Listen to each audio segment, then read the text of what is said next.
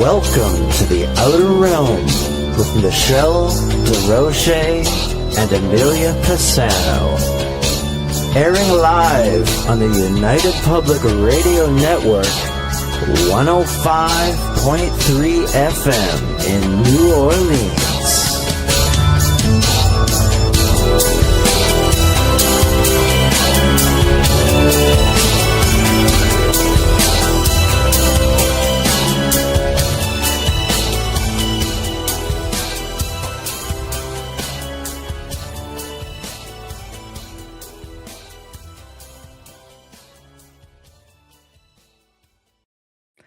Good evening, everyone. Welcome to the Thursday night segment of The Outer Realm. We are broadcasting live on the United Public Radio Network, 105.3 FM from the Gulf Coast, 107.7 FM from beautiful New Orleans. We are fully sponsored by the amazing people over at Folgers Coffee who have been a part of our journey for the last several years. So thank you, Folgers. We couldn't do it without you, nor would we want to.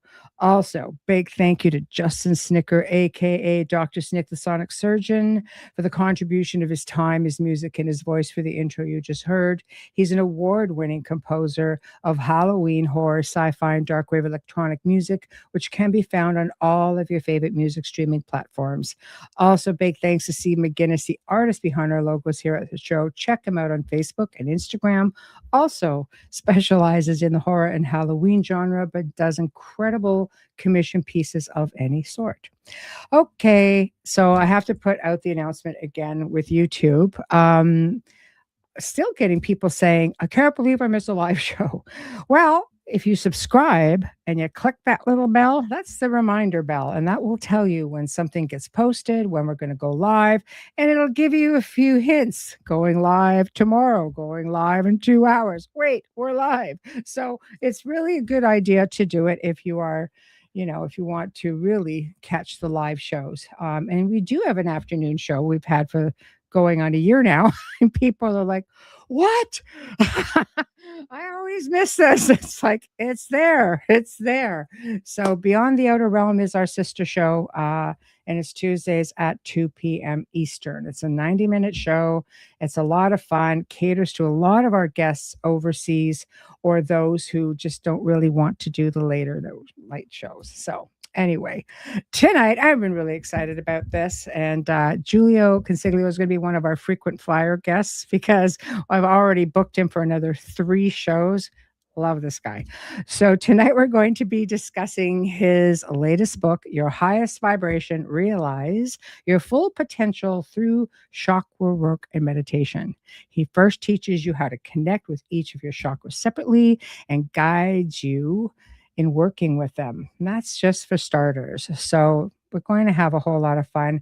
I see we have people chiming in. Please remember, we are simultaneously on 8 different platforms tonight. A reminder to those on Rumble and X, I can actually see you when you put a comment here on the board. Please don't be shy. Every now and then something pops up. Do not be shy. We are also on 3 different YouTubes. We are on 2 different Facebooks, and we are on Roku TV, which does not have a chat room. As always, I will flag questions and comments, that we would like our guests to address. Otherwise, I will intermittently just flash comments up there so they've been acknowledged. So without further ado, let's bring on our special guest, Jiulio Consiglio. How are you? I'm doing great, Michelle. How are you? Thanks for having me on. Oh, pleasure. Thank you so much for joining me. It's going to be an exciting show. This is something that people ask about a whole lot, and it's one of those topics that I guess it's very diverse. And if you don't have an understanding, I guess, of energy or how vibration works, because some people will just simply say no on frequency and vibration and, that sort of thing. But I think especially somebody who comes from, let's say, a life of high strangeness and just being in tune, it's easier to become in tune with yourself. So what made you want to write this book? Is it from a lifetime of experiences, or are you just like really good at writing these incredible books? This this book is sort of the evolution of my writing. Oh, Between the ages of 19 and 33, I experienced some pretty intense adversity and suffering that ended up being a catalyst to my shift in consciousness. So in oh, 2005, I awoke to the dimension of inner stillness, and that's that highest vibration that's already within each and every one of us. But the question is, who is aware of it and who is not? right, right. Well, that's a big one because I think there are, again, so many theories with that. Just trying to get everybody. Hello. I Hello, Cindy, X girl. See, we can see you on X.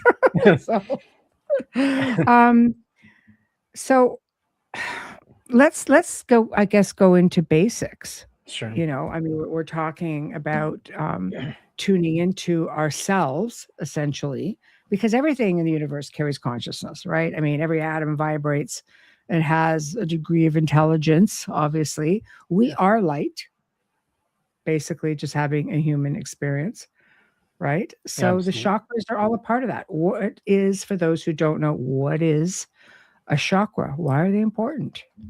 So we are a mind, body, spirit. I need to start there. So the part that connects our spiritual nature to the physical body is actually the subtle body. That's what marries the two. And within the subtle body, we have chakras, which are energy wheels that harness and draw in universal energy. Now, these chakras are responsible, for example, the root chakra, which is at the base of the spine, for grounding ourselves, connecting ourselves to Mother Earth, for stability and for anchoredness, and that assists us also to become aware of the present moment. And then moving up, you have the sacral chakra that reflects playfulness when it's allowed to flow without restriction. And then like the solar plexus chakra, which is our will, our self-empowerment. So these chakras have great potential. Mm, What hinders them though is when we get caught up in reaction and get caught up when we are completely identified with the thinking mind, because the ego, I want to say this is very important. There's nothing wrong with the ego. It's our starting consciousness as human beings, mm, but eventually, as we grow and evolve spiritually, it can become that catalyst for that shift in consciousness. mhm. No, I completely agree. I think ego, some people say, there's no place for ego, and Mm. I imagine for the most part there is not. I don't like it for myself, and Mm. try not to exhibit that as much as possible. But I do think it does have its place. Absolutely. So initially, it serves as our like identity, and every one of us have been conditioned to basically bounce between past and future, and that gives us contrast. It also is contrast to our inner stillness. Mm, So it serves its purpose. So before awakening, you could say that it's identity, but also the main source, the source of our suffering. And mhm, then after the awakening, it just simply becomes a reminder, believe it or not, just a reminder to awaken and reawaken. I often mm, say awakening is not just a one-time event. It's literally, you can make it moment by moment, and that's how you are reborn, mm, almost following your breaths, moment by moment. mhm. Like a form of evolution. I mean, that is what it's about, right? Yeah, Evolving ourselves to different states of consciousness, and being one, like I am.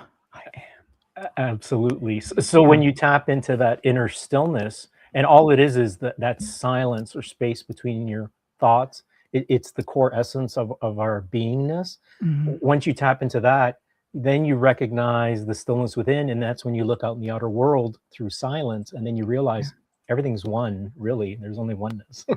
Yes. Yes. I agree. I agree. Mhm. What are your thoughts? I mean, typically we have 7 chakras. I've read we have as many as 12 with 5 etheric chakras. Like, do you work with that, or is that just somebody out there saying, nope, there's I 12? I agree. I agree with that. I actually, near the end of your highest vibration, I talk about the cosmic or soul or star chakra, which Mhm. is just above the crown chakra, and Yes. that one, when you connect with that one, that's when you start really experiencing your multidimensional self, including phenomena like UFOs. That's when you really call them in, because you're sort of becoming a beacon, almost like a lighthouse, where the light is just extending from you in every way, and it's basically saying, I'm in alignment, come and interact with me. Right. So it's, outside of the physical, essentially. Absolutely. Right. So how do you identify them? How to identify the All of these phenomena? chakras, yeah. Well, The the chakras, chakras. how do you Oh, identify them? How do you know they're all working? And that's a great question. It's probably important to look at how to recognize when they're blocked, actually. So, for example, if someone is feeling instability in their emotions, they fear, they are operating through lack, things like that, then that's a root chakra issue. Intimate, uh, having fear regarding intimacy, that would be a sacral chakra issue. Feeling that things are being done to you, so that victimhood, that yeah. would be impacting the solar plexus chakra. Mhm. Or, for example, like not wanting to forgive, or carrying around some hate or anger or hatred Grudge. towards someone, grudge. Yeah, the Thank grudge. you. Exactly. Then that's a heart chakra Yeah. issue. So these chakras, just like our cells, Mhm. every part of us is listening to us for our commands, for our intentions, for they reflect our state of being. So that when you can begin to sort of recognize, okay, so what does each chakra do when it's in balance? Mhm. Then you could look at, okay, where am I out of balance? And then one needs to be looked at and consciously attended to. Right. So essentially, that's how you know you're pretty much tuned in, is if you don't, feel all of that heaviness. Exactly. So if you're not carrying that weight, if you're centered and balanced, for example, like living through the present moment, one of the key things is observing the thinking mind, rather than where a lot of us are conditioned to just react. So Yes. when you're able to sort of take the seriousness away too, not take life so seriously, you literally lighten up. You light up from the inside. And so the more you're non-resistant and going with the flow, that's how you know that's a big one, the resistance, and people focusing on circumstances. A lot of people focus on circumstances, and that's what creates that perpetual suffering and the repeating of circumstances. Now, question. Mm. Curious question. Can your chakra just fully stop working while you're alive? I love it. Misha always has these really cool questions. That's a great question. You can basically, well, we're just made up of energy. So what you can Yeah. really do is just really, really impact and impede it, and really, really slow it down. Not that it'll completely stop, but you really Yes. just slow down the energy. And the more we contract, the more we sort of just create a lot of heaviness, and we get stuck. When people say, I just feel stuck, we're literally stuck at a chakra level. So, for example, if someone feels like they're not getting ahead in life, then that's like a solar plexus thing. And literally, you feel that. Oftentimes, we feel it in our gut. We feel like, I just can't move forward. So you are impacted energetically that way, but not completely stop in that sense. But you really just sort of slow them down, because they're always spinning. When we're in the flow, they're just drawing in high powered universal energy that comes in as light information, wisdom, clarity, psychic abilities, the likes of which, things like that. But we literally get on our own way when we react, and when we just feel disconnected to source, or source energy, or God.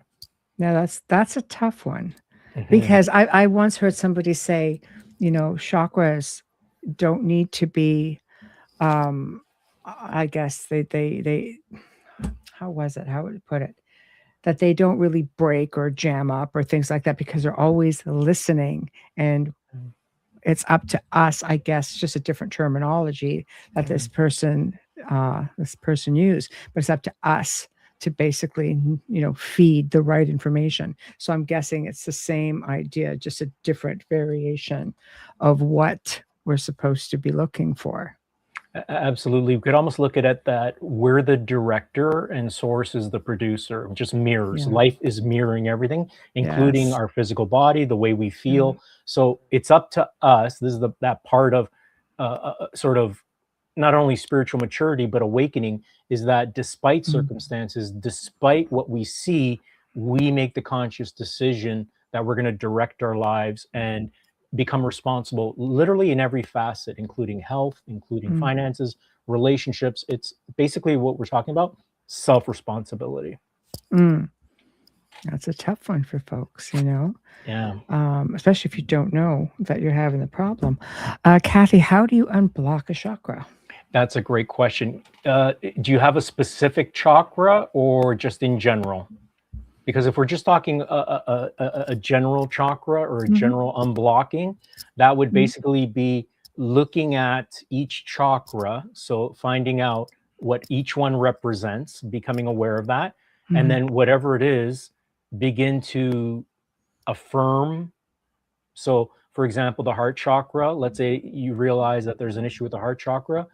I am forgiving myself, or I'm forgiving others. I am releasing this.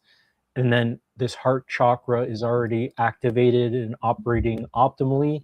You can use root chakra. Yeah, root and sacral. Yeah. Perfect. So for root chakra, you would be feeling instability in your emotions. You'd be feeling even stuck, feel like you're on shaky ground.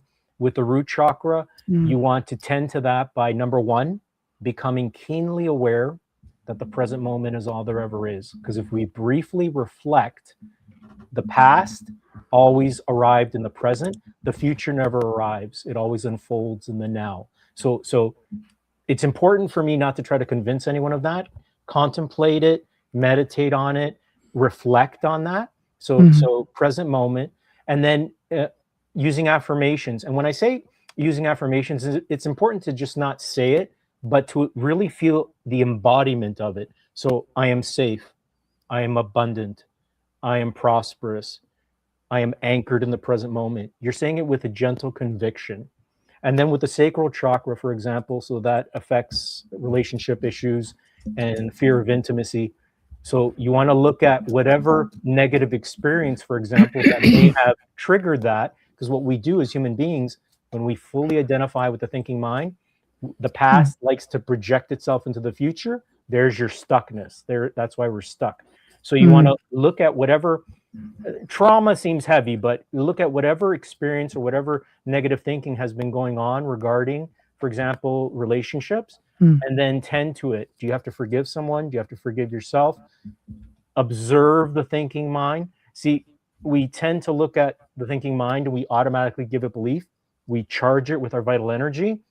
And that's what the ego does. That's why a lot of times, by the end of the day, a lot of people, I'm exhausted, I'm tired, because of the emotional currency we're just sort of spending, reacting. So practice becoming an observer of thought. And this is very important to really mention. When we observe thought, we're actually starving the ego, we're starving fear. It's important to mention that our inner being is more than capable of transmuting this negativity. So you're not suppressing anything, you're actually transmuting it by observing. And while we're on the topic of unblocking the solar chakra. That's a great question. Part of that involves taking action. So for example, we often will self-sabotage ourselves. I'll start this tomorrow. Someday, if we think of the days of the week, we have Monday, Tuesday, Wednesday, Thursday, Friday, Saturday, Sunday. There's no someday. So, right. so recognize. I often ask myself this question: if I don't take action now, where will I be in 6 months? Where will I be a year from now? Where will I be 5 years from now? That'll get your butt moving when you recognize, because time is fleeting in a sense. So solar plexus chakra, it's recognizing also that has to do with your willpower, and that has to do with strength. So if you remember your oneness with source, then you recognize, okay, I'm being supported, we're being guided always. the word desire, for example, we all have desires for our life. Desires are not the problem. It's that attachment to outcomes. But even the word desire means, when you translate it, from the Father. So our desires are in being inspired by the highest self. So the fact that they're being inspired tells me a way has already been made. So it's getting past the fear, getting stuck, and letting go of outcomes and taking the action necessary. That's how you really align with that solar plexus chakra to get your life moving and moving forward rather than remaining stuck. Interesting. So the procrastinator needs to start procrastinating. Yeah, Oh, exactly. boy. Yeah. All right. Next question. Thoughts on chakras being too open or too closed? So both ends of the spectrum. That's a great question, and I would be more, not concerned, but it seems a heavy word, but about them being too closed. The chakras are divine intelligence. It's the third eye that actually, when activated, silences the ego. You walk around with a silent mind, and that silent mind, though, is teeming with wisdom, clarity, intelligence, discernment, everything. So you can't be too sort of awake, because you realize it's all about integration and balance. Sort of like, so one hand is rooted in your humanity, the other one towards universal consciousness. And there's your balance, because we are human beings. We need to relate to each other. If I just sort of, moved into a mountain and wanted to be like this yogi sitting on a high, I'd be of service to no one. So Right. I wouldn't be too concerned about it being too open in that sense. They are divine intelligence. It's rather, we need to monitor any negative thinking, and then choose to let go of what no longer serves us by observing, releasing, forgiving. And that way we can allow, because we need balance as human beings. We've had so much of the darkness, so much of the negativity, bouncing between past and future, how we've been conditioned. Now we need some integration, and it's that spiritual awareness. So how does fear play into that? Because we do live in times where, I mean, not a lot of times where No, you I think know. back to the history of man, there's been a lot Yeah. of shaky times. Yeah. So being that we're in one of these shaky times, there's a lot of fear-based information out there, and people have different types of fears. How does that play into feeling all love and light and really light? It's hard. I love this question. Just as we have to experience fear to have our own individual awakening, fear becomes a catalyst if we surrender, have that desire to shift. But what I will remind is, this is also happening in the collective.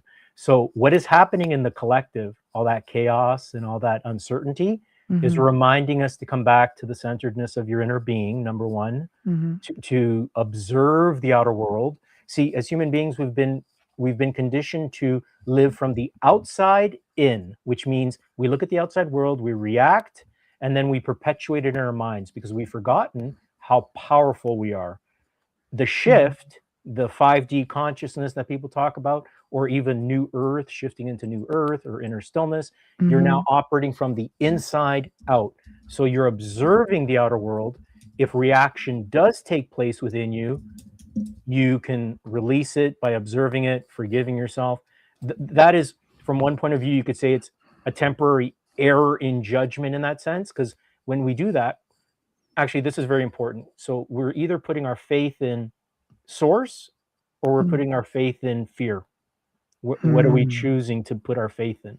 So the outside world is going to do what it does, because that is the collective unconsciousness. But it's important, especially at this pivotal time in our human history, to speak, think, embody the version of you who is empowered, and what you want to see in the world, as you let go of how and when it'll manifest. And so it comes down to mindset and intention, the power behind all of it. Because, I mean, let's face it, you can walk down the street and see fear everywhere. You can read it, you can see it, you can feel it.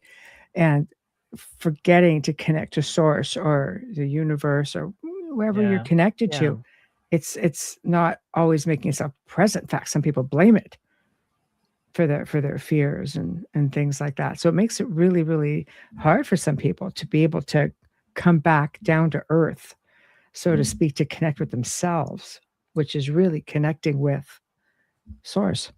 Oh, I totally get that, because there was even a point in my life when I was just when I was getting towards my shift, I was angry. I was angry at life. Why are things happening the way they do?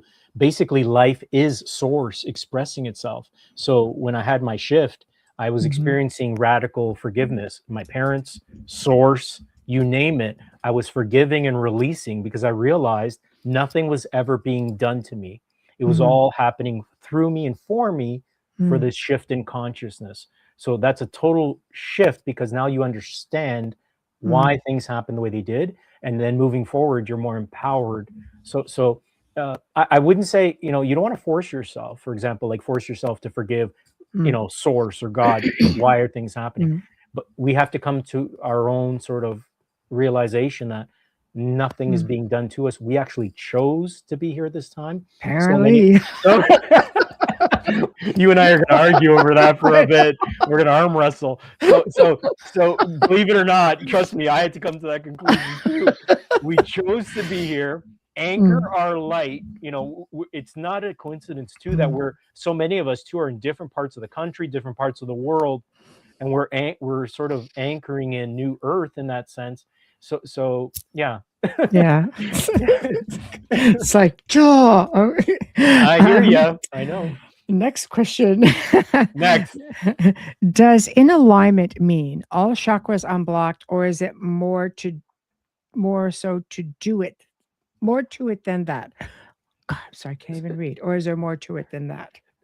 So it takes a little bit of awareness, but a good starting point is to become aware of the fact that if you're not resisting things in your life, if you're going with the flow, if something pops up and you don't allow it to really drag you down, you're in that flow. Your chakras, you're allowing more of the chakras to come online.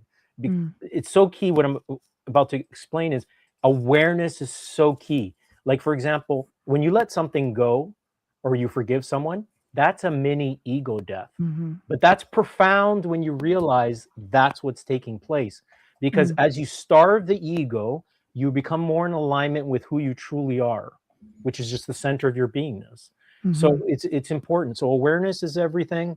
And having that awareness that, if I'm going with the flow, I'm not resisting, I can forgive easily, I can let things pass. And, when an emotion comes over us, if we look at it almost from an impersonal point of view, we can let it literally pass through us because now there's no attachment. Attachment is the root of our suffering oftentimes. I often say too, negative thinking is like the ultimate addiction. You want to talk about addictions, negative thinking. So right. Yeah, those are just some key things. If you're flowing with things, if you're not resisting, that's telling you you're pretty much in alignment. Well, see, attachments could mean things and people. Oh yeah. My son was 16 at the time when he enlightened me. I'm just an attachment to you. I'm like, so what? That's all I could say was, so what? Right? Because I had no answer. Yeah. He wasn't wrong. But it took my 16-year-old to say, blah, blah, blah. And then my grandson was born and I said, look, I have another little attachment to love. I wasn't impressed with that. So I think there are some things that are easier to let go than others. Because I mean, the whole fiber of your being, I'm a mother bear. It's just like, I will be here in the afterlife, making sure that my kids are totally free flowing, good life, So some of us are a little fanatical about the attachment part of the physical being, but I think that's a really hard one. I guess where I'm going with it, it's a hard one to let go, to release that. I totally get that, but it's in observing those attachments. So when you see them, you could see them as energies, but what they do is, if you can observe them, you actually are able to, let's say, like, for example, if you're attached to, let's say, a specific car or a person, like a girlfriend or boyfriend, suddenly you lose them. There's our suffering because we invested, we gave them our happiness, and once that thing is gone. So what happens though is, and I hate to be the bearer of bad news, when we operate through these attachments and they're really sort of obsessive, like we're obsessing over them, we set the stage for loss because it's the fear of loss. So when we operate through the fear of loss, what vibration are we embodying? Fear of loss. So the universe mirrors that and says, I'll give you something to lose. And it's never personal.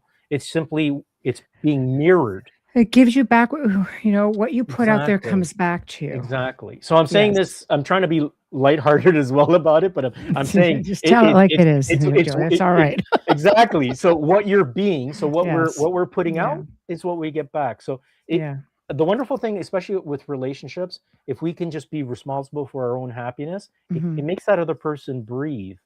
They can breathe because they can Mhm. be themselves, and then you can cultivate forgiveness and things like that when it's necessary. Mhm. So yeah, the power of Mhm. non-attachment, I can't even begin to tell you how transformative it is. Yeah. It's a hard one. Yeah. I'll work on that one. My kids will probably thank you, even though they're all adults. I'm going to be getting emails. Thank you. I know. Thank you. Yeah. Does tapping help open the chakras as well? You know what? Anything that gives you permission, absolutely. Tapping shifts your focus. So there's Mhm. nothing wrong with tapping. But just sort of like I was saying, some of the key sort of principal foundations to really get the chakras online Mm. is recognizing and really centering your awareness on the present moment. Because when you can ground yourself in that root chakra and recognize the present moment, you become Mhm. sort of like your life becomes a solid foundation, Mhm. and now you're rooted, and so nothing really can move you from in the outside world, and then that creates that foundation to let everything else light up. And once you're starting to connect with inner stillness, which is a result of that, Mhm. that's when we're talking about spontaneous healing, third eye activation, a spontaneous third eye activation, where the ego is cast out, and now Mhm. that's the enlightened state. So, Mhm. but tapping, anything that gives you that permission, but ultimately it's the inner work. So it's not so much the doing, it's the Mhm. being. What are we being? Yes. It's sort of like, have you heard of the, hopefully I'll say this properly, Kundalini?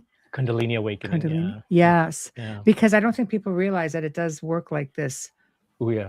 living intelligence, Yeah. within us and Yeah. within our nervous system, within our consciousness. Yeah. And a lot of it can be just through, singing bowls and things like that, like just creating these frequencies. I always make a point of having like older tuning forks too, because I love the way they sound with crystals. I've got Yes. gongs, I've got bells all over the place, and I love frequency, and Yeah. it really helps. So when you're working with frequencies, does that help speed up the process? It absolutely helps you, Yeah. even if it does it temporarily. When you're in that moment, it shifts Yes. you. Like I love hearing, especially when I'm in the backyard sky watching, the Yeah. church bells come on. I Oh, absolutely love it yes. because Yes. we do have parallel lives for sure. I've been surrounded by that because I just Mm. absolutely love them. So Mhm. anything that helps shift your frequency, but you want to get to the point where all those things almost become, just sort of rituals, things that you just love, enjoy to do, Mhm. but nothing again replaces that being consciously centered, because Mhm. now you're allowing a potential Kundalini awakening where Mhm. the third eye is activated, and that's where humanity, believe it or not, although it appears we're going to hell in a handbasket, You're not wrong. don't Yeah. don't believe. I mean, No. it's all that chaos. Enlightenment is a very destructive process. We're seeing it in the outer, within ourselves, and Mhm. it serves a purpose. And it's again for this shift in awareness. Mhm.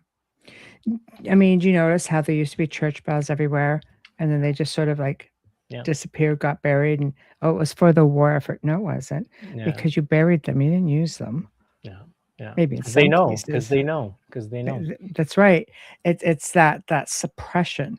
Yeah, So I guess that was going to be where I was going next. Is that we have this. People say, remember who you are, remember where you come from. yeah, I've said it to people, especially really gifted people, like, stop it. You know this. I've been told that by, ethereal beings, stop it. You know this. No, because I wouldn't ask, because we don't remember who the hell we are when we come back there. It's like our creator's little joke. Now, let's just see them try to figure it out. Anyway, here we are. So with that being said, some yeah, things come back to you, some things don't. yeah, But the frequencies all these bells. And it's not just, like the Catholic Church or the Christian Church. I mean, there were a lot of temples that had these really beautiful resonances of sorts. And do you think it's just something that stops that process within us by not having it? It can, because these are frequencies that are high vibrating. We are energetic beings, and what we Yes. become in tune with, we sort of resonate with. Yes. You see, I do love rock music. I listen to AC/DC. I listen to everything, right? Yeah, exactly. Headbanger. Yeah. So depending on even your state of being, listening to Hell's Bells does not lower my frequency. I'm anchored in stillness, right? So, but yeah, there's a reason why these things were removed. But I almost look at it as, the powers that were, as the fly. We're like this elephant, and it's like this this little pest. It's just it's working its way out, and so when an animal is injured, for example, it doesn't go quietly into the night. It thrashes, and what we're seeing is the thrashings of a dying consciousness, ego consciousness. So these narcissists are going to be self-imploding, especially when people just don't comply. Yes. Which I never have. Right. No. So we'll leave it at that. I think it's about how it makes you feel inside. But I mean, the fact that they changed the musical, what is it, like the musical frequency from, what was it, 440 down to 432? 432, yeah. That right there should make you wonder why. Well, everything, like even our history, we hear things here and there about Tartaria, Sure. Nothing about, I often, when I refer to history, I see it as his story, someone else's story, and it's what we're being fed. So I don't want to get, I don't get caught up in that. I'm like, we're manifesting a new earth, and it's just staying focused on what is, and whatever is out of our control, you got to let go anyways, because if someone is acting, for example, like insane or crazy in the outer world, there's nothing you can do. The reaction is what they want. So if you withdraw your power, and at the same time set your intentions on what you want to see, what kind of world you want to live in, what kind of person you want to be, and trust that a way has been made even when you don't see one, boy, you'll move mountains. Sure. Just hand the universe the wheel, essentially. Exactly. Because if I'm honest, at 32, 33, my life looked like it was headed for disaster. But Source God was setting me up for a spontaneous awakening, healing that happened, mystical events during like a 30-day period. My whole life transformed after that third eye activation. I had that patient cancel, went to my car, did what I normally did off of Upper James and Hamilton, tried to relax. Yeah. Reflected on a phrase of a book, and then I had this spontaneous awakening. So what looked like disaster set me up for transformation, miracles. Yeah, because we don't always have control over what goes on out there. All we can control is how we handle it, what we do with it. Beautifully said. It's we're either responding or reacting. It's either conscious or unconscious. Right. Yeah, that's where you have to switch it from an unconscious, right? Unless you, again, conditioning. You just have to condition yourself to automatically react a certain way if you're going to react. It's definitely just a shift. It's a shift. So once you cultivate this relationship with Source, practice meditating. Meditation is, people put so much like, oh, meditation is so hard. If you're reading a book and you're in the moment, that's a meditation. Meditation is just focus. If you're washing dishes, just be in the moment, being aware that I'm just washing dishes. That's a meditation. So looking at a plant even for 5 minutes, recognizing that stillness can allow that stillness to be mirrored back within you. So it's not as hard as people think, but once you open that door, it's that desire and willingness. If we have that willingness, that's what allows the highest self to really integrate in our lives. Yeah, again, that's a big one. So we're talking about shifting.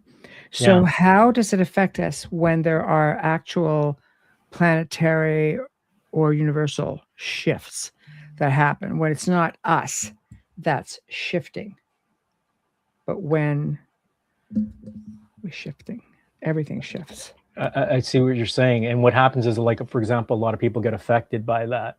So the important thing is, it's like anything else.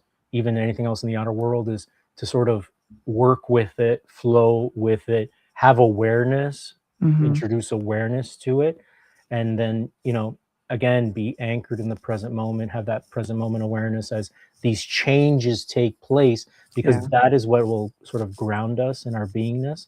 That to me is always the key thing. It's that foundation. Yes. Yeah, I agree with you. So how, I mean, we obviously, if we are energy, we are affected by other energy. What about the Schumann resonance? Ooh, I love this. I love that you brought this up, because there's a few. Yeah. So the more that humanity awakens, the more like Mother Earth is going to reflect that. And I love that you brought this up. Like, what about, anything else? For example, like, people often, I help people that say, I hate crowds. I hate being in crowds. We hate being in crowds because we're all energetic. Really, we're just, the body is like 99.999% space. We're energetic beings. And what happens is everyone is operating with some level of ego. What happens is think of it like a virus. Things will just jump from person to person. And if you don't have that awareness, you could be in a crowd and suddenly you feel anxious, you feel, or you react to somebody. Someone gives you, you look at them and you're like, I don't like that person. Next thing you know, I'm uncomfortable. So again, we go back to having an awareness that if we're in the present moment, anchored in our beingness, we can feel these things, but not let them become us. So there's that reaction. So instead of reacting, we're just observing, being, because it becomes difficult. Transformation appears to be difficult because people think like it's going to be hard, but we need to, it's part of like that discipline. We need to sort of go through that, the eye, the little eye of the storm type of thing, to get to the other side where we experience the peace of source or peace of our inner being and things like that. So avoidance is what keeps us stuck, avoiding things. Yeah. Yes. So it is what it is. Yeah. It is. So I guess grounding would be a good idea. Just to keep your grounding so you're not so scattered and you're more focused. And what that person said is, the tapping could help you ground too. So like I said, anything that sort of gives you permission to relax, to come into centeredness. That's all every spiritual seeker is after the same thing. And it's that the light, but the light is within us, and it's unchanging, unmovable, because it is the light. So everyone's after the same thing. It's just being clear. Okay, so what it is that's missing? It's the awareness of that inner stillness and a deep rootedness, again, in the present moment. Yeah, that's. I think that's a big one. Huge. And using is it solfeggio tones? Oh, I've heard of those recently. Yeah. Solfeggio tones, I think. Yeah. Again, because it's they say it's like medicine for your body. And again, it's just because of the frequencies and lining up the vibration. Right. I would call it like a form of energy medicine. So like just as like forgiveness is a form of energy medicine, practicing non-attachment, challenging negative thinking is a form of energy medicine, things like that. So definitely it's one of those, because it helps raise our vibrational frequency. Yes, because like Wayne says, frequencies heal, sound healing frequencies. Absolutely. I've told people who are just, like clients I've worked with through the years, I says, just get some binaural beats on. Yeah. And just connect to the one that you resonate with, pardon the pun. And then right. And just let it take you in. I love those. I think they're wonderful. Which, while we're on sounds and tones and frequency, let's skip outside the box a little bit to animals. Right? I mean, a purring cat is said to be able to heal. Yeah. Right? I mean, let's face it, they were revered in ancient times. They can move energy, clear blockages, pick up on illness. The malevolent energies or entities, they're believed to fear cats. That, you look at an animal, it's almost like they can look into your soul and they know when something's going to happen. Right? How many animals react trying to get their people out of harm's way, sometimes like literally within seconds of it happening. But animals like cats and dogs and birds and horses, dolphins, they're set to work from this space. I'll let you know where I'm going with it. This space which they automatically are tuned into frequencies that most humans cannot even perceive. So how, which is where I'm going with it, how can we get to that point of just having an automatic connection, just accepting it for what it is and not trying so hard? I love this question. Even dogs, like dogs are just unconditional love. So there's a reason why we're drawn to cats, to dogs, because they sort of represent, in a sense, the flow. So what we're after is just getting into the flow. So, the thing is to always remember or come back to the flow, because it's easy to get carried away when we look at life and we take life so seriously and we give our vital energy and make things appear real. So whenever, for example, we automatically feel the difference when we're around someone we're just not a fan of, and then we're surrounded by loved ones. What happens? We shift. We shift. We have a good time. We laugh. We joke. Same with our animals. We love them. They're like our babies in a sense. So a shift happens. So anything that like brings you joy, anything that brings you that. So, but that can be cultivated from within. So, but all those things, having animals, being surrounded by loved ones, that's just a part of our fulfillment, having a fulfilling life. Yeah. Because they're tuned right in. Oh, totally. To everything. Like, I will sit there sometimes and just watch them. And it's incredible. It's just incredible how they interact, or how they know when something isn't right, or they just want to make you feel good, or, I think it's just amazing what they can do. And their intuition is just like second to none. Second to none. I've never owned cats, but I love cats. And I remember going to look at a farmhouse. The resident cat came up to me. I was with a real estate agent, came, lied on her back, and just submitted. And she goes, 30 years of selling houses and owning cats, I've never seen a cat do that. And the cat, beautiful. And then it followed me throughout the house. So beautiful cat. So they're very intuitive. They know.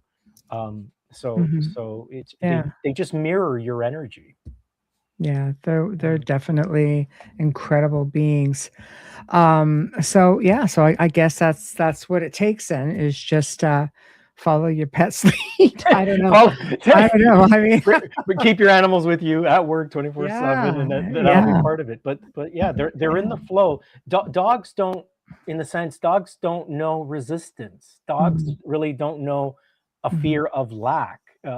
Things like that. So we pick up these limiting beliefs by well-meaning people, our parents, teachers, what we see on TV. So as kids, we're energetic sponges. And then next thing you know, we come into this world with no attachments, and then, but it's part of the process. So we have to come into this world. We forget by taking on all these energies. There's that look you gave me. You're like, yep, you darn do.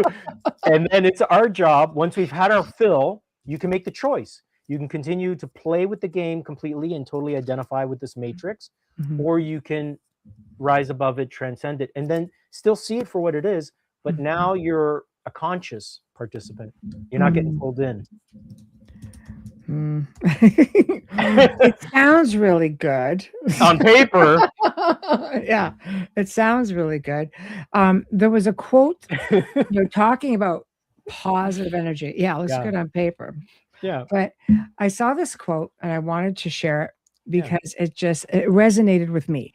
So essentially, it's a short one. Be careful not to become what you hate, judge, or resist. When we focus too intensely on opposing something dark or unjust or harmful, which is what we've been talking about, all of these things that, take away our connection to source and to ourselves. So whether it's in others, the world, or within us, we risk absorbing the very energy we resist, essentially.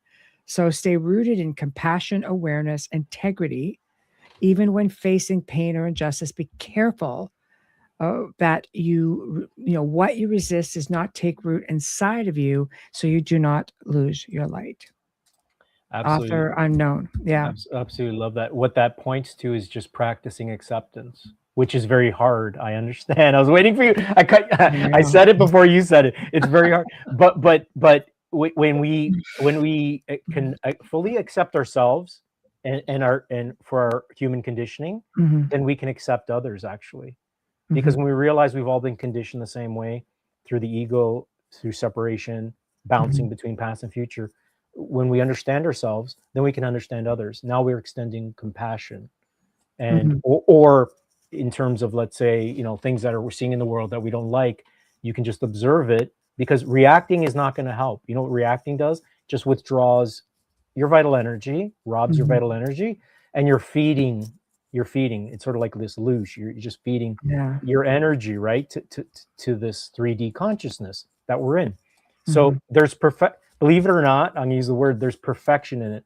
There's perfection in even in suffering, because when you can get past it, Mhm. you realize, if it wasn't for that, because we never transform, we never change unless we're uncomfortable. Mhm. This is true. If we're uncomfortable, and usually we're comfortable with a known pain, so we have these attachments, but we sort of know them, but we don't fully understand them, because Mhm. it's actually keeping us stuck and keeping us from moving forward.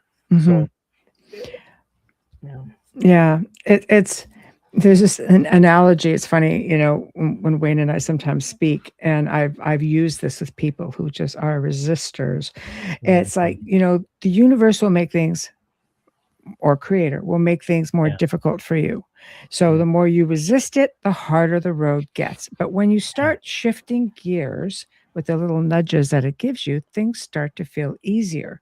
So when you get on the right path, all of a sudden things are seamlessly simple. I love that you brought this up, because so many of us, we bypass or negate our intuition. Mm. So we're always being guided. The highest self knows the way. It knows sort of which way to sort of help direct you. We only end up experiencing issues when we do things contrary to that inner knowing. Yes. I was going to buy a Subaru a couple of years ago, before I have the one I have now. And when I sat down, the sales guy was being a little bit sort of aggressive. My soul was railing against it. I Yes. got up. I said, I have to go use the restroom. I didn't. I just looked in the mirror, and I'm like, this is not for you. It's time to go.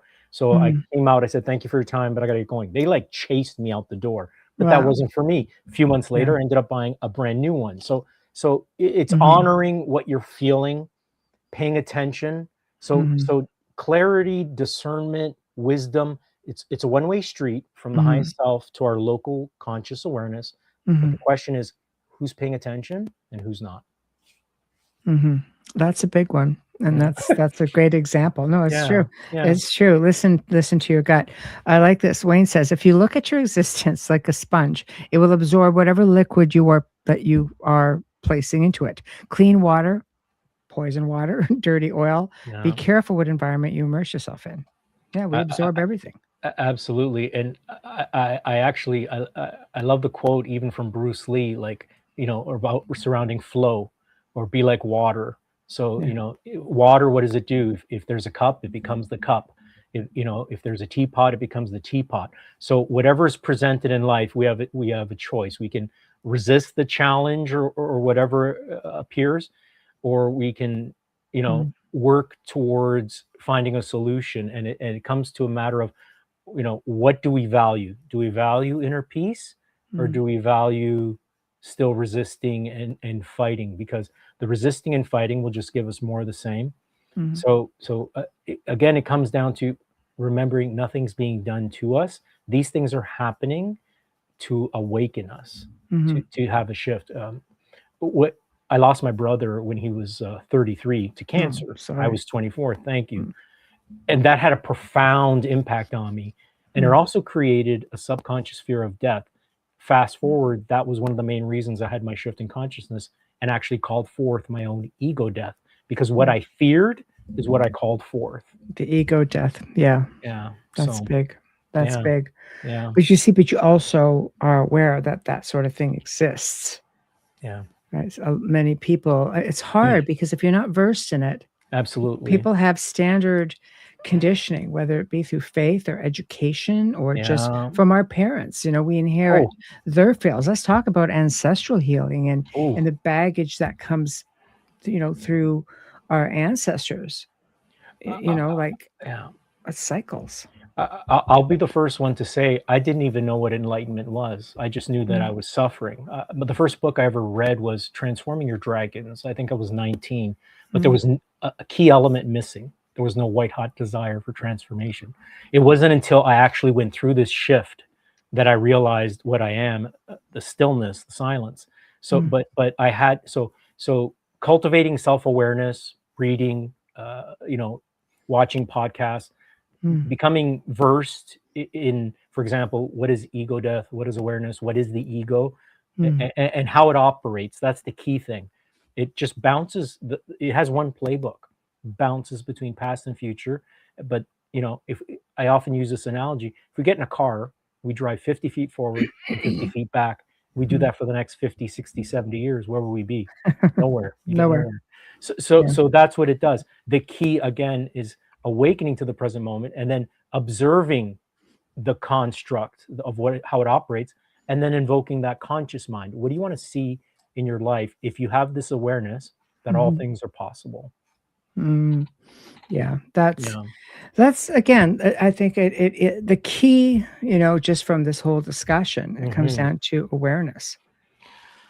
Awareness and like cultivating, coming to know how one operates. So once Mhm, we know that there's a shadow self and that it mhm, operates with us and we've identified with it, and mhm. knowing that there's a deeper part of us. It's nothing special in that sense. It's No. already present. It's just Mhm, becoming aware and tuning into it. But that stillness, what appears to be nothingness, holds mhm, everything that as spiritual beings we truly desire. mhm. Yeah. So, in writing this book, because this book comes out soon. Releases on the 18th. It came out in the States January 8th. Yeah. Oh, so there we go. Yeah. So you guys will be able to get it soon. Very So, soon. Very soon. what were you hoping? What are your hopes for this book? To reveal that suffering serves a purpose, that we're unconditionally loved and supported, Mhm, that there is a part of us uh, that is so vast, so limitless, but we have mhm, forgotten, and we have forgotten to embody it. And when I say mhm, embody, your vibrational frequency is made up of your thoughts, your words, emotions, and mhm, more importantly, your outlook on life. mhm. There it is. And There it so is. and so and so cultivating a positive outlook, which is Mhm, very important because literally our consciousness is what projects our life. So if we think mhm, of life as even a film strip, we're choosing, or even a video game. Every sort of potential outcome is already preloaded. I always mhm, say like creation is done. Now the question is, what do you choose to align with? What higher timeline do you want to choose? So I cover a lot of embodying your higher timeline, your highest mhm, timeline, by embodying the highest self, because now it just becomes a reflection.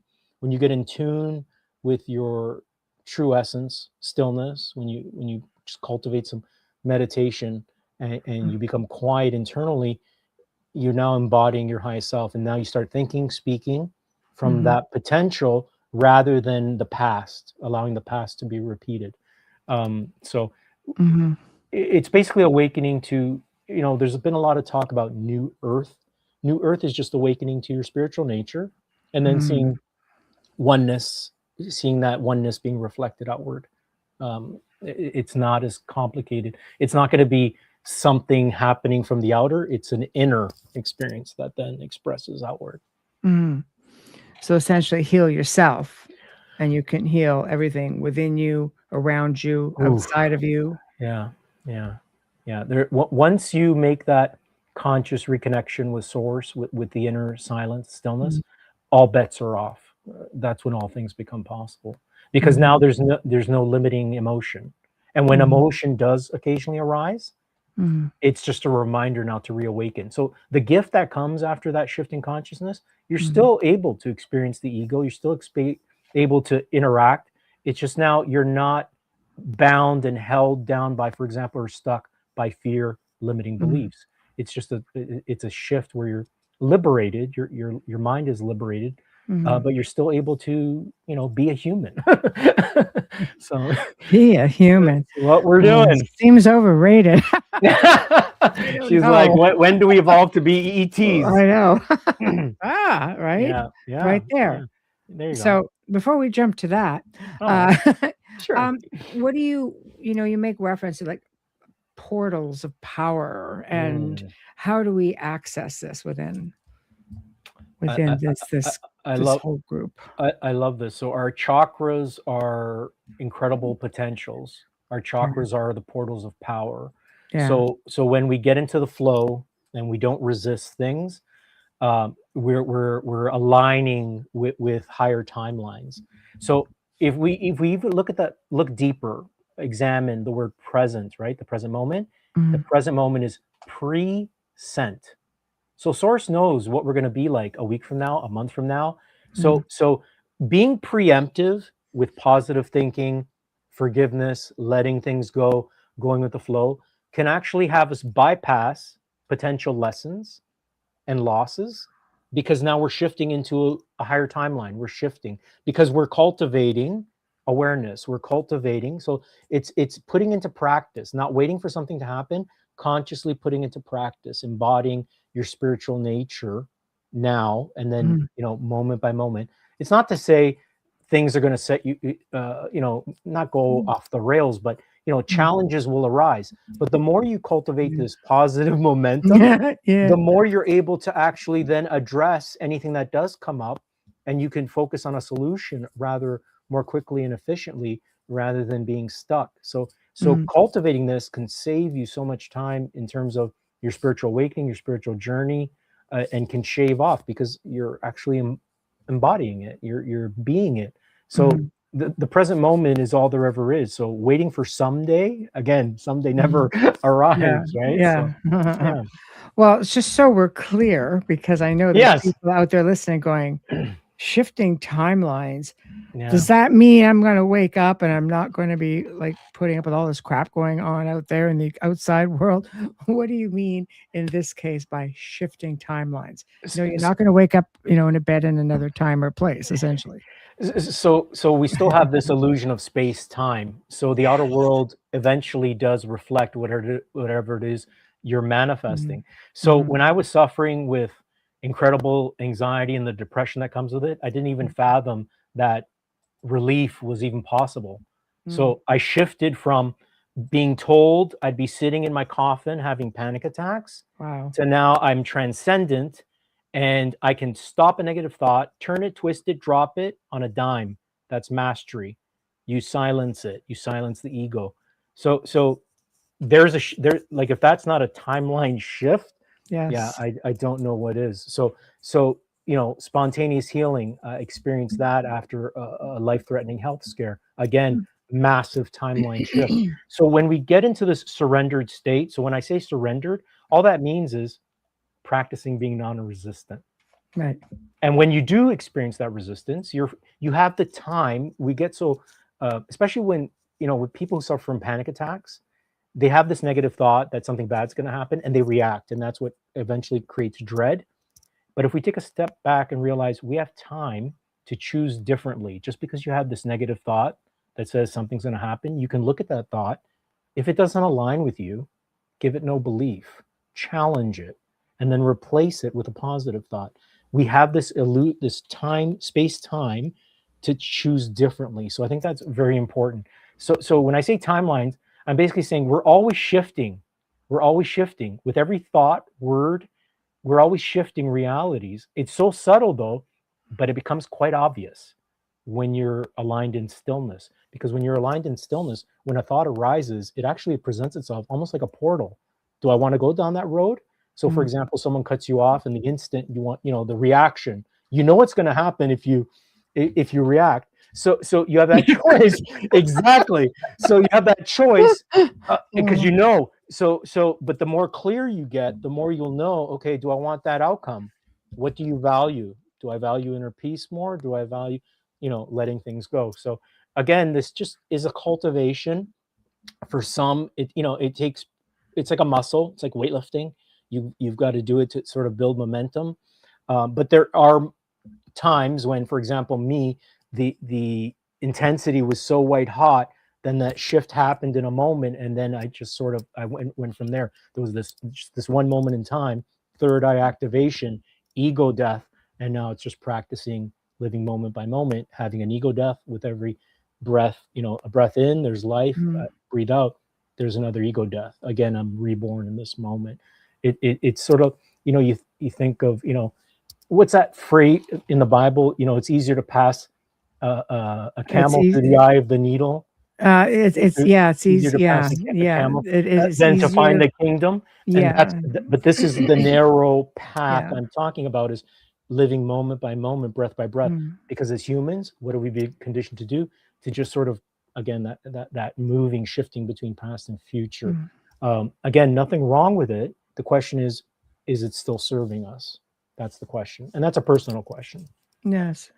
Yeah. Well, it's because it's easy to get, Yeah. to get upset. Believe me. Oh yeah. I'm one of those behind the wheel. I'm like the closet, like, and it's just, Tell me what car you drive. I'll know what to avoid.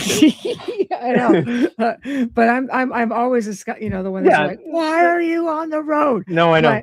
But then you realize, okay, maybe just having a bad day, but now I'm having a bad day. So this is a matter of reframing, and just not going there at all. Yeah. But it's even okay. So if you do have that reaction, you have time. You can just forgive yourself also, and just let it go. You don't have to remain there, for example, the rest of the day. Or when you're cultivating awareness, you can shift out of something. I remember before my shifting consciousness, you'd hold a grudge for weeks. Now you shift. You can for shift life. Now you have for life, but now you can shift in a breath. Yes, it's so quick, because you see the value, you recognize the power that we have in manifesting our destiny, and it's like, I'm not going to give energy to this energy, because I know where it leads to, suffering and anger and things like that. So awakening to the ramifications of what these things do, again, it's also making that connection of the mind body, that our health is a reflection also of the mind body. So when you put all of that into sort of perspective, you place greater value on, and you become mindful of what you entertain. Yeah. Awakening, awareness, yeah, and finding the inner calm, which is stay off the road. Yeah, maybe, but I think that's that's a big one. Breath work to me can bring you in there pretty darn quick. Yeah. Especially like those that are more prone to anxiety. We get out of breath quickly because we literally, the energy of the anxiety hijacks us when we think that's actually happening now. Next thing you know, you're breathing hard. So practicing breath work, or even in the middle of experiencing anxiety or panic, will help assist, sort of ground you and let it pass quicker, more efficiently. Yeah, it's very easy to hang on to things. As Wayne says, I hear you. Something bad would happen to me and I'd hold on to it for days and weeks. Understandable, my friend. I understand. But it's like dragging a boat anchor, right? It is. Yes. And I also sort of highlight this. Let's say you're hammering in a nail and you miss the nail and you smash your thumb. Your instant reaction is to get peed off at the hammer. And what happens? You react, you get angry at the hammer, but who experiences the anger? You do, because you and the hammer are one. Separation is an illusion. You're one with everything. Reflect on this. You can't get angry at anything or anyone without immediately experiencing the anger within you first. Same thing happens with the opposite. You extend kindness, compassion, forgiveness. You experience that within you, and then you extend that outward. So the ego projects, contracts, and our authentic self extends, and it's you're expressing unconditional love when you're doing that. Yeah. So yeah, again, be one with the wrench. Wayne says, inner calm as I throw it across the garage. You are one with the wrench. Exactly. There you go. Yeah. Be one with it. Well, as soon as you're talking about the hammer and nail, I'm thinking, yeah, Wayne's done that. There you go. Well, so he was one with it. And yeah, I don't know. It's happened. It's happened. So when you talk about, tools in your book, helping people by supplying tools to be able to get them through these processes, or, line themselves up and literally get that control. What do you talk about with tools? Which tools? Couple of the main ones is the importance of challenging negative thinking, which we have not been taught nor conditioned to do. So let's say, I'll give a perfect example. Let's say we keep feeling stuck. And so we repeat, or we just feel day after day, stuck. I feel stuck. You're focusing on circumstances. So the first thing to do is to bring awareness that I'm feeling stuck. Become aware, label it. This is a stuckness energy. And then if you haven't figured out completely why you're stuck, you can begin with the affirmations. And again, it's important to, when you say this, not to say it through I hope or I wish. It's I am already moving forward and a way has been made. I am already shifting out of this stuckness. So when you say the I am already moving forward, you're not saying I will, you're choosing it now. You're choosing it now. But again, it's important to say I am doing it. And with feeling stuck, you want to bring attention to, okay, so what is it that's making you feel stuck? It's just an energy, a thought, a belief that keeps repeating. So it's based on some sort of past experience or a past thought or something that didn't work out, and it's being repeated in the mind. So you have to bring awareness to the mind and then challenge that negative thinking. The moment you start doing that, you're now aligning with the power of the third eye. The third eye is all about silencing the ego. So the more you cultivate challenging negative thinking, the more you align with the third eye. Another great thing is, probably the most powerful meditation I offer is the meditation on stillness. So just becoming, finding a space 5-10 minutes a day, doesn't take a lot. And just paying attention to the body, drop your shoulders, close your eyes, take a few deep breaths, remember the present moment, come into the present moment, and then just bring first awareness to the thinking mind, just observe it. And then when you start doing that, you start creating space. Now, the key in that is to become aware of the silent witness. Who is witnessing the thoughts? That's your enlightened self. That's your true self. Your true self is that silent witness. So that's two examples of some tools that you can use. And then, for example, with activating the chakras, visualization. When I experienced a spontaneous healing about a few weeks after my third eye activation, I had a vision, and it spoke volumes to me, of healing a wheelchair bound version of myself. I had this vision appear to me, as well as like a wall with the word ego spray painted on it crumble before my eyes. Spoke volumes that what we imagine and what we see done in our minds is already taking place in the higher realms, and what we give belief to, or better yet, knowing. So, for example, if you want to connect with the root chakra, you want to like visualize yourself standing on a nice rock, see the word root chakra, feel yourself being grounded and connected, breathing. And then the root chakra is represented by red. So it's Mother Earth. Seeing like a ball of red energy at the base of your spine begin to expand and flow in a clockwise fashion, and then expanding, and just focus on that 3 or 4 minutes. That can help you center yourself and ground yourself as you remind yourself the present moment is all there ever is. But this is important. Becoming aware that the present moment truly is all there ever is, that has to be a personal thing. You have to come to that conclusion yourself. But once you do, it's a game changer. Instead of getting mad, just laugh. or calm down, or Ooh, yeah, just simple little things. I yeah, think would it yeah. would be, as I look at some of these comments, try to avoid saying things like "I'm stupid" or Ooh, "I'm stuck," because you take on that personality. yeah. In doing so, you lose your identity. Instead of saying "I am experiencing a difficulty," for example. That was beautifully said. In my last book, Your Inner Healer, I actually highlight a few phrases that we innocently use, like "so and so makes my blood boil." Yeah. Saying it once probably Mhm. ain't gonna do nothing. Yeah. Saying it over and over again over 10, 15 years, then people wonder why they have high blood pressure.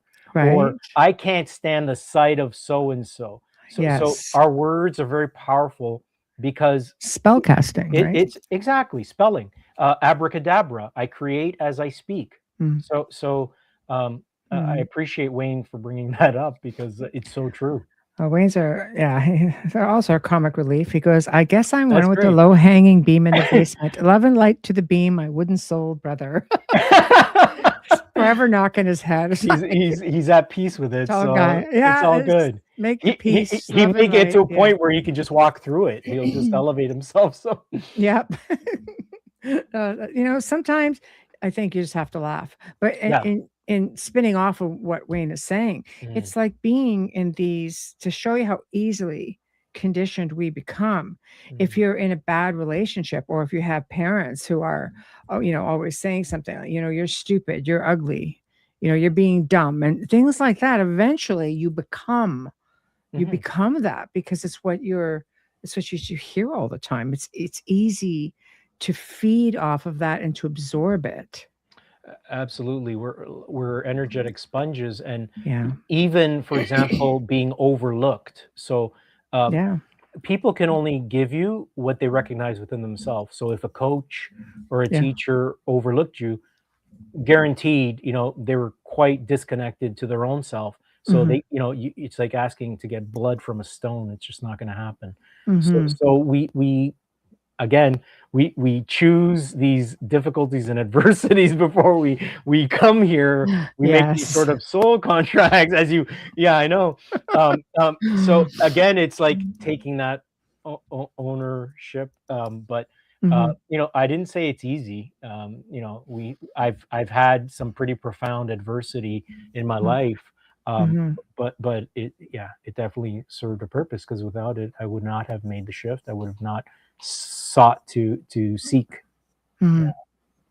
Well, which brings you full circle to writing the book and Yeah. sharing, in the knowledge, which Yeah. I think it's fantastic, you Thank know. you. We're going to spin off just a little bit, which is a bit of Mm, a precursor to, Julio's next appearance. mm, Um, but I want to talk about it because I believe that in dealing, let's say, with extraterrestrials, mm, and I'll let you explain why we're talking about this. mm, But I think the basis, which some people grasp and some people do not, is that you have these very advanced beings who, and I don't want to take away from mm. anybody who's had, not everybody has the best experiences. I can only speak Yeah. for myself Oh, and yeah. for many people I've had Yeah. on the show talking about it, but they want to see us develop and become our true potential, such as Mhm. embracing our abilities like telepathy, like psychic awareness, just for two, compassion, Yeah. love, Yeah. right? So wanna talk about your experience just a little bit? A abs What is your passing, fleeting thrill of the Absolutely. day? But I need to start by saying I appreciate everything you said, because they've Yeah. made it clear to me in my channeled writings, they're not our saviors. They see an enlightened being within all of us. They're here to Yes. inspire and to show us what's possible. Mhm. I've had one Sasquatch encounter, which we can talk about that at another time. But Yeah. people who have channeled Sasquatch or experienced mind speak, Sasquatch has said, "You could do what we can do. You can teleport, but you forgot. You can do these things." Yeah. So I'll briefly sort of give an introduction of how it all sort of came down. Yes. I, I Please. I was finishing writing "Open Your Third Eye." I live in a four-row townhouse, and I decided to finally go and hang out with my neighbors, Matt and James. And our backyard is all open. It's about an 80-foot wide backyard. And it's 6:43 p.m., October 8th. It's fairly clear, and I notice within a few minutes a hula hoop shaped object about 10 times the size of a hula hoop come in, and I let out an expletive. I recorded it, and I said, "What is that?" And my neighbors were like, "What the hell's going on?" It was no form of propulsion. My now reflection on it is that the phenomena used a very benign thing to get my attention. 5 minutes later, I'm in the northern sky looking. A tic tac, 45-degree angle comes down. I record it and I say, "What is that?" And James is like freaking out. Fast forward a few nights, and this is now a middle October, clear night, crisp. I'm chatting with the guys, and I get the vibrational hit to move about 10 feet away from them, coming over the townhouse, black, silent triangle. I locked eyes on it, 4 gray pads, and I called the guys over. Mac goes, "Is that a flock of geese?" And I'm like, "Focus, guys." Mac woke up. We honk, watched honk, Yeah. big time, and we watched it cruise for about 8 or 10 seconds. But the thing I have to say about this phenomena, and I'll leave it at that, is that was a temporary avatar. Because fast forward to May 2021, we're on our respective porches. Matt notices lights dancing in a cloud. So I come down the steps, James, and we see it. 5 minutes later, we're in the backyard. I'm facing the driveway. Triangle comes in again, this time more holographic. I said, "Triangle, it's here." They turn around 200 feet, and before our eyes, as it crosses the neighbor's backyard, vanishes. James is having a religious experience. I'm elated because I have this deep remembering with this object. 5 minutes go by. Triangle comes in again. This time, if we take a triangle, cut it top to bottom, 2 pieces, now go horizontal. It was coming together and moving apart, shifting. I said, "Triangle, it's back." Matt goes, "Bullshit." I go, "Turn around." They turn around. We watch it, 200 feet, vanish. Spoke volumes to me. This object can go from being lights dancing in a cloud to a holographic triangle to these orbs that I've recorded. It's on my pinned videos throughout social media, to a very black triangle. Absolutely incredible. I always knew they existed. Did I necessarily think they'd show up in my backyard? Not so much. But when I look at, I've been operating through universal consciousness, it makes perfect sense. It's similar to the CE5s. I mean, it's a telepathic thing. You know, you just call them forward. I mean, when I decided, I've been a contactee from childhood, and I just up and decided one time. I guess I blocked it out and went no. Anyway, at one point, I said, okay, I'm ready. And literally within days, couple weeks, bam, tons of experiences started happening. They slowly started happening again before that, when and then I guess that memory came forward, and it was just like, okay, I'm ready. And then it's just like opening floodgates. So telepathy, people are like, well, we do the C5s and they have great experiences. Some maybe not. For me, I didn't. It's like, what do you need to have a CE5 for? Just like, think about it. If you're connected, you're connected. If you're having these connections, it's because you already have that connection. Yes. I often, like, I always knew, like, for example, like the reality of oneness. They've demonstrated over and over again. I have an object that appears to be a half mile away, and it's responding by powering up. Absolutely incredible. It never gets old. I've recorded just that alone, like the object responding by powering, probably 250 of those posted on social media. It still blows my mind even to this day, is incredible, because it's just incredible. Yeah, you have to embrace it. It's like we were talking about earlier. Once you see it, and that applies to, I say, the world of high strangeness. Once you know, you can't unsee it, and you start seeing it and noticing it everywhere. It's You the do. synchronicities. It's like once you see it, or you observe it, or recognize it, they happen all the time. Even the paranormal. So even paranormal encounters, there's actually insights in there. So we can let it, contract and make us become fearful.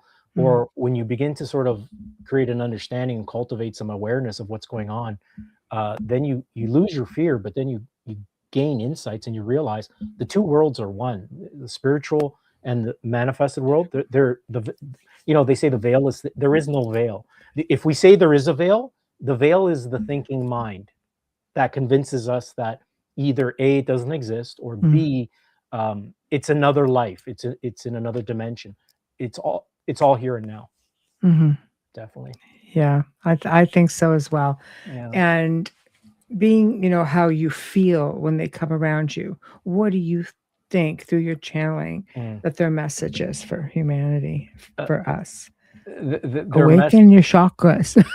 Exactly. Well, bingo. I That get the prize. Yeah. they have reminded me of so many things. They've been Yes. spontaneous, incredibly playful. Things are humorous at times. So the triangle is the one that usually photobombs many of my encounters. So I'm recording an object, and it'll power up and just photobomb, or it'll respond. Let's say 95% of the time. Then there's 5% of the time nothing, stillness, just silence, and I burst into laughter because I'm not attached. Like I'm like, can you power up? And it doesn't do it. But they've reminded me that Earth is going through this ascension process, and the more they've always been here, just out of sight and mind. Yes. And like I said, they've made it clear they're not our saviors, because they said, what would be the purpose of us showing up en masse when many people still don't even realize who they are? We would just be another distraction. So the sightings will continue to accelerate. The more people become heart-centered, fearless, basically, and if you have that willingness to connect, absolutely, there's no distance in the unified field. So, but they're essentially, they've always been here, guiding, supporting us. I often experience the trio, so it's 3 objects. Usually 2 will appear, they'll start to dim, and then the third one. Lately, September 11th, that date is burned in my memory because that was the day I last encountered them, 2025. The unconditional love, strength, and support, I thought I was going to have an out of body. Like, it rivaled my own third eye activation. It was absolutely off the charts. So they're benevolent. They are, from one point of view, parallel future versions of us. Because if we look at ourselves, we are actually multidimensional beings. This is not the only life we're living. There's versions of us living other lives, including extraterrestrials. I don't want to convince anyone of this. This is something you just have to either accept, or it resonates or it doesn't, and either or, it's more than fine. Yeah. I think, I mean, there have been, prophecies and predictions made where this was going to be the year of contact and disclosure. And I don't know how many shows I've done on contact and disclosure. Will it happen? I don't know. I mean, we have to look back to hundreds of thousands of years. We're not the first, as I say, kick at the can here. And it's very obvious in many cases, like they've been here before us. They reside here. We look at the Hopi people. There are many indigenous people that talk about, the ant people, the people that come up from below. We know that there are reptilian communities. We know that there are dimensional doorways all over this planet where they come in and out as well. So, we are sharing space, even though we may not, want to know about it. We may not acknowledge it. We may not be aware. It's a thing. I love it. They don't all come from up top. I love that you mentioned this, because it's not just been UFO stuff going on in the backyard, but paranormal. And I described this, actually, my sister dubbed it the flying book. Middle of December, like 2022. I'm just recording for no reason, and coming over the townhouse about 15 feet. It initially appeared like a worm, slowly developed wings, all within 1 second, and I recorded it, and it looked like a book about the size of a dog. Absolutely astounding. It gave me ancient Egyptian vibes, and I've shared this video on social media, but there is so much more to the unseen than one can even begin to imagine. Yeah. Oh, 100%. I think, some people are well aware, again, that everything is connected. And for those who are just starting to have this awakening that you've been talking about tonight, I think it's very important that we also become observers. I mean, real really observe what's out there, because it's eye-opening. It's enlightening. You have to avoid the conditioning, It is. because the conditioning is not our friend. It is. It's just basically having an open-mindedness. So if we just approach things with an open-mindedness, I never, even in my writings and teachings, I really emphasize, I don't want to convince you of anything. If it resonates, Mm-hmm. take it, utilize it. If it doesn't, you can always go back to it. And that's with anything. So if it resonates with you, but having an open-mindedness, the minute we say, okay, there's no way that exists, you know, we're spiritual beings in a meat suit. If that's not a miracle, like I don't know what is. You know, focusing our awareness into this reality. But I've seen, like you, I've seen too much, and know too much. You know, to know that this is all there is. This is a grain of sand relative to what's really going on. And what I often say is, we're coming to the end of the separation with the rest of creation, to the separation experiment. So, you know, what's going on is sort of an unveiling of what's really surrounding us. We never left the spiritual realm. It's here and now. That's food for thought, isn't it? Yeah. So, where can people find your book? So it's available Amazon.ca, bookstores. It's slowly going to be reaching there in the next week or two, and online. So yeah. And your website, which I've been flashing. Yeah, thank you for that. JiulioConsiglio.com. I offer one-on-one teachings, and there's just some information on that. And then my social media, I post a lot of my teachings and a lot of pretty much 90% of the UFO encounters I've had. Wonderful. And you guys are going to have to look for you to come back. And we've got 3 incredible segments planned for you all. And I'm looking forward to it. I absolutely loved this conversation. I've been looking forward to this. Like I said, I've been watching you on TV for quite a while, and I've always you're so insightful and yeah, absolutely incredible. So I really appreciate it, Michelle. Thank you. It was such a pleasure to have you on, and to think just like how close you are. Yeah, I know. We're not. It's funny, isn't that weird? Yeah. So, I know. Turns out we live very close to each other before here. Yeah, out in Burlington way. It was kind of like, yeah. Oh my God. Everything you said. Well, here. I'm like, yeah, I know it. Crazy. So, oh my gosh, I'll have to give you some more places to go check out over there. Yeah. It was just crazy. But thank you so much for joining me tonight, and a big thank you to everybody in the chat room. Of course, all our international audio listeners, thank you. And everybody in chat, awesome. You guys are just incredible. Well, actually, I shouldn't say that. Next week is really jam-packed. So Monday night, join Daryl Denton, Ron Moorhead, and myself for 2 real cryptid legends, because these 2 guys are just amazing. And the topic of conversation chosen by the gents were the differences among Bigfoot: habitat, behavior, vocalization, appearances.